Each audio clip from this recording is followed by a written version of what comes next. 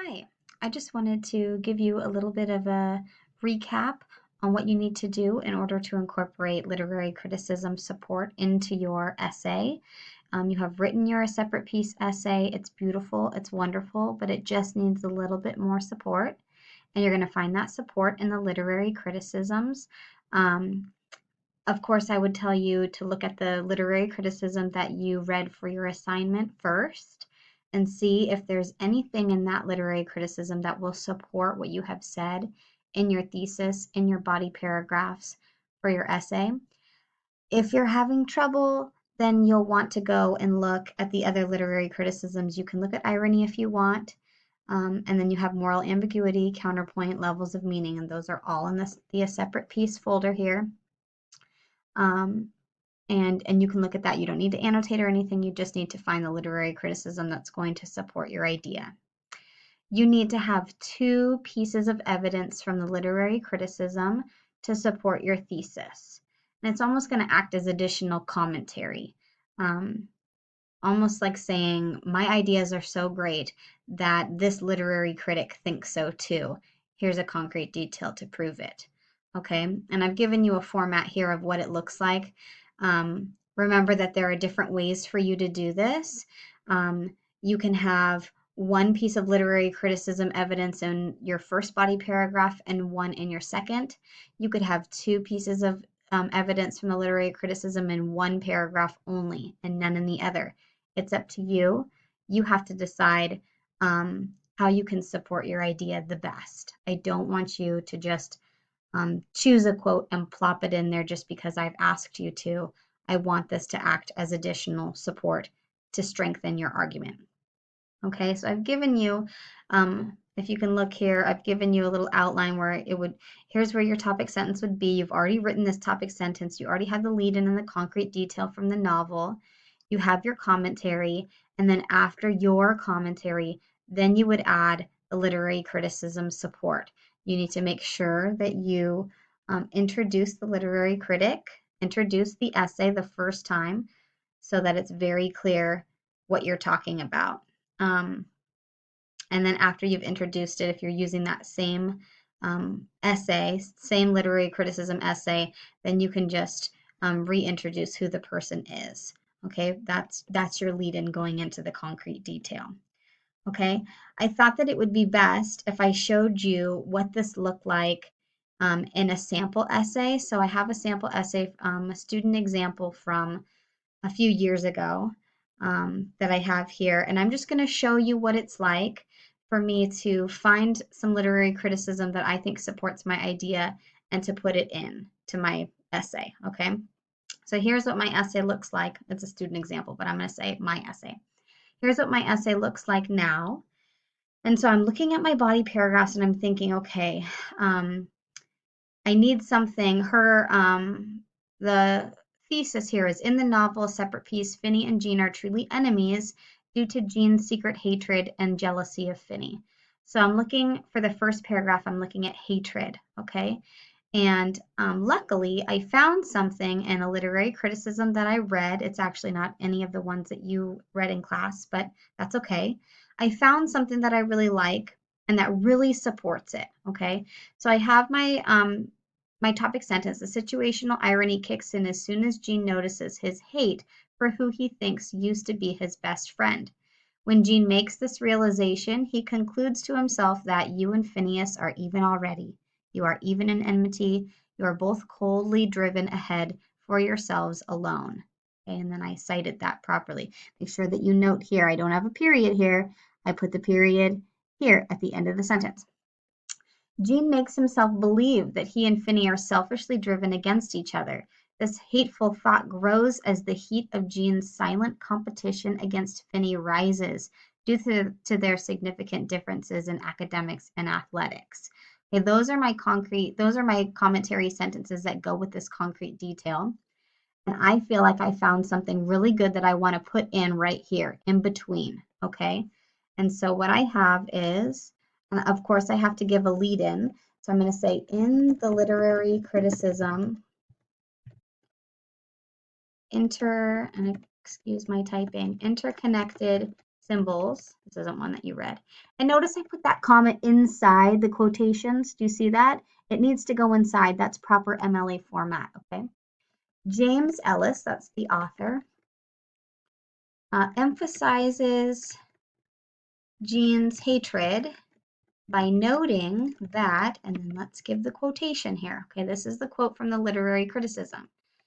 Unlike his friends who sought through some, and I'm going to copy and paste this. Let me make sure I can do that. Okay, I'm going to copy and paste. Oh no.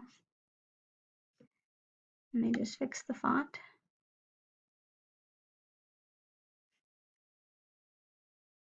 Okay, there we go. Looks good.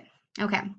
Unlike his friends who sought through some building of defenses to ward off the inevitability of evil, Jean has come to see that his enemy never comes from without, but always from within. And then there's the quotations and the page number from the literary criticism. Okay, and can you see how that really supports her idea about how Jean has this silent competition and hatred for Finney? Okay, unlike his friends who sought some building up defenses, Jean has come to see that the enemy never comes from without, but always from within, that he's developing this enemy. But I feel like I might need a few more sentences here, maybe one more sentence to tie this together. So I'm going to say Jean realizes that this inescapable, let me spell that, inescapable, that this inescapable feeling of enmity will always burn inside him, and he chooses to let it overcome and blind him to Finney's innocence. Okay, so I felt like there needed to be a sentence to combine those two ideas. Okay, so then I'm done there. Then I put that in, it all makes sense, and it flows right into my next concrete detail from the novel. Now, the problem is you'll want to make sure that you are giving the proper citations because it's going to get confusing if you just have page numbers. So you need to make sure that then you change these page numbers to Knowles and Ellis or whoever it is that you are quoting along with Knowles, okay? So then it goes right into the next. When Finney's awareness of Jean's insight does not restrain him from admitting how much he values their friendship, Jean describes it as all cold trickery. It was all calculated. It was all enmity. And then I go on. Now, to me, I don't have more literary criticism that supports it. I feel like I've supported it enough. So I'm going to move on to the next paragraph to do my second concrete detail. And the next one's about jealousy. Here's the topic sentence. Along with hatred, jealousy also resides in Jean's shadow. Okay, great word to use.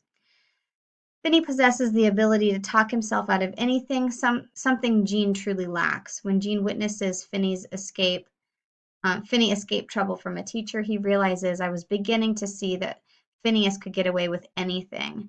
I couldn't help envying him a little, which was perfectly normal. There was no harm in envying even your best friend a little. Oh, and I need to change this and make sure that this says Knowles.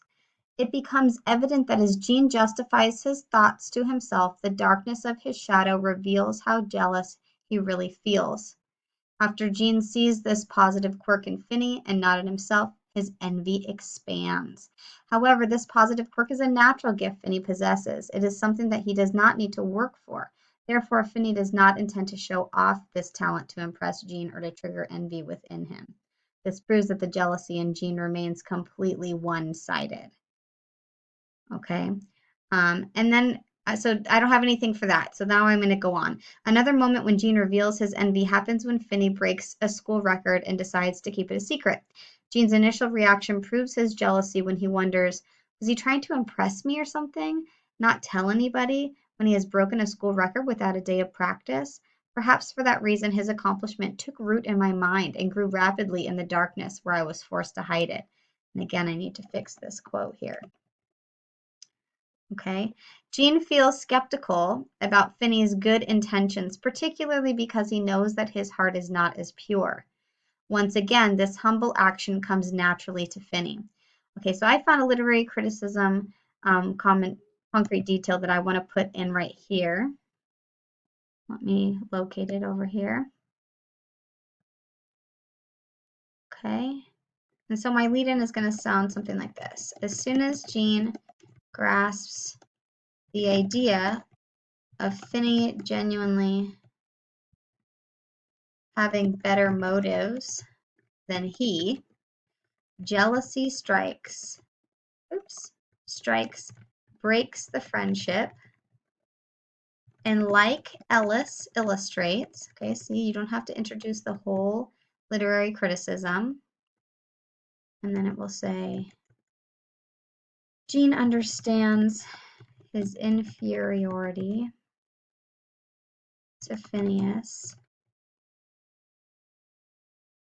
and his own moral ugliness, made the more so when juxtaposed, it's a great word, juxtaposed to Finney's innocence.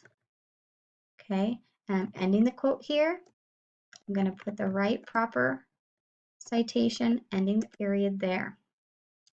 Okay, so as soon as Jean grasps the idea of Finney genuinely having better motives than he, jealousy strikes, breaks the friendship, and like Ellis illustrates, Jean understands his inferiority to Phineas and his own moral ugliness, made the more so when juxtaposed to Finney's innocence. Okay, now I still feel like I need a sentence in there to combine everything. I'm going to say this proves that, even though I don't like that, this proves that. Jean's ugly realization leads to the explosion of the jealous buildup in his heart. Then, of course, I'm going to have this concluding sentence. Once Jean's perspective changes, his envious mindset will not return to the state of purity of the past. Okay, so I've figured out how to incorporate literary criticism into my essay, and now I've made it so much stronger. Okay, and it only takes just figuring out where to put it, and then do I need to add a sentence or two to combine the ideas. What I want to make one more note of is that if you go down to the works cited page, now I've included Ellis along with Knowles, and I put them in alphabetical order. Okay, you have to put them in alphabetical order, and you have to make sure that your margin is hanging if it goes to the second line here. Okay, all right, hopefully this helps explain exactly how you can integrate literary criticism into your essay to make it stronger, to strengthen your argument. Good luck.